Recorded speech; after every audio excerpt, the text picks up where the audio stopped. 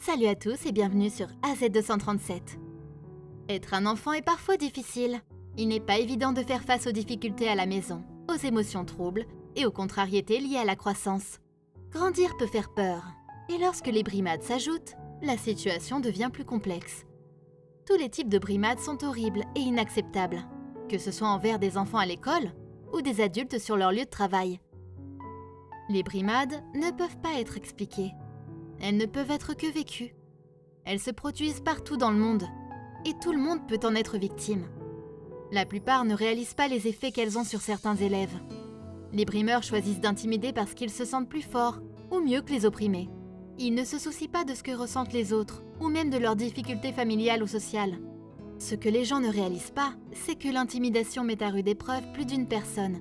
Et ce qui est souvent considéré comme une blague peut plutôt se transformer en une tragédie. Grandir n'a pas été facile pour Evanil, principalement en raison de toutes les taquineries et de l'intimidation qu'il a dû endurer à cause de ses dents de lapin, exceptionnellement grandes et d'une disproportion si grave qu'il ne pouvait même pas fermer la bouche ou parler correctement. Regardons son histoire.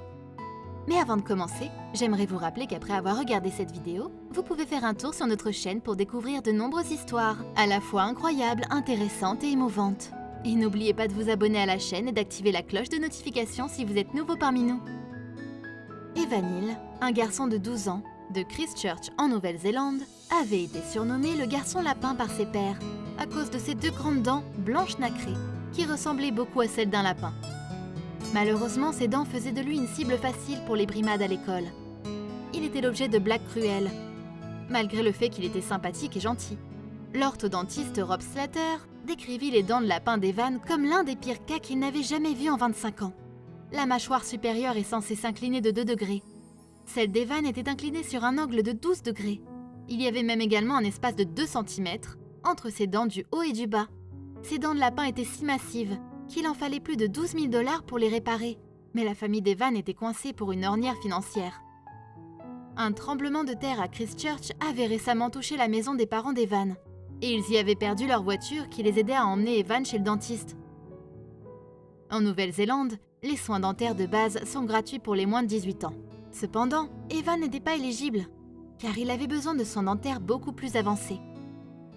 Sa mère Barbara déclara au New Hub que sa famille envisageait d'hypothéquer leur maison pour payer ses frais dentaires. Mais avant qu'il ne perde tout espoir, Evan apparut dans une nouvelle émission appelée Campbell Live. Après avoir partagé son histoire avec de nombreux téléspectateurs de son pays, sa vie changea de manière inattendue. En un instant, l'histoire toucha un grand nombre de personnes. Il rencontra un soutien massif de la part de leur communauté et dans toute la Nouvelle-Zélande qui répondit à la séquence télévisée d'Evan par des dons désintéressés. Ce soutien était vraiment important, car des inconnus avaient en fait lancé une campagne de collecte de fonds pour aider à réunir l'argent nécessaire pour qu'Evan puisse subir l'opération dont il avait désespérément besoin. Une partie de l'argent fut également utilisée pour acheter une voiture pour la famille Hill. Les dons restants furent versés à un fonds de fiducie pour d'autres enfants ayant besoin de soins dentaires dont les familles ne pouvaient se permettre. Ils appelèrent cela « Fonds de fiducie pour le sourire ». Le fonds était administré par l'Association des orthodontistes de Nouvelle-Zélande et continue d'aider d'autres personnes jusqu'à ce jour. Il ne fallut pas longtemps pour récolter 100 000 $. Barbara fut absolument époustouflée par la générosité de toutes ces personnes qu'il ne connaissait même pas. « Je ne sais pas où nous en serions aujourd'hui sans la générosité dont nous avons été témoins », déclara-t-elle au News Hub. 5 ans après que l'histoire d'Evan ait été rendue publique, il reçut enfin le traitement dont il avait besoin et subit des soins dentaires intensifs. Il faisait des visites mensuelles chez l'orthodontiste qui déplaça ses dents de 15 mm. Puis, toute sa patience paya. Et lorsque son appareil dentaire fut retiré pour la toute première fois, Evan put enfin réaliser son rêve le plus cher, celui d'esquisser un sourire. Il pouvait enfin sourire sans se sentir gêné ou honteux. Tout cela grâce à la gentillesse de parfaits étrangers. Maintenant qu'il est un adolescent, il est sorti de l'école et il regarde vers la construction de son avenir. C'est incroyable de voir à quel point ce seul changement l'avait touché.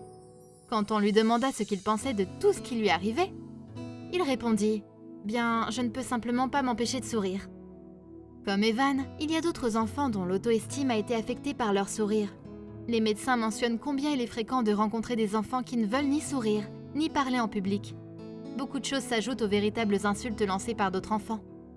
En tant qu'être humain, nous menons des batailles personnelles tout le temps, parfois publiquement et parfois en privé.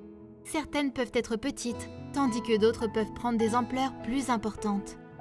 Avoir un compagnon en période d'épreuve et de tribulation peut rendre supportable la plus dévastatrice des tragédies. Une épaule sur laquelle s'appuyer ou une main à tenir lorsque nous trébuchons nous permet de retrouver la force et l'équilibre, même si ce n'est que pour un instant, afin de pouvoir se relever et fournir la même chose à quelqu'un d'autre lorsqu'il se bat. Cette histoire montre l'humanité sous son meilleur jour.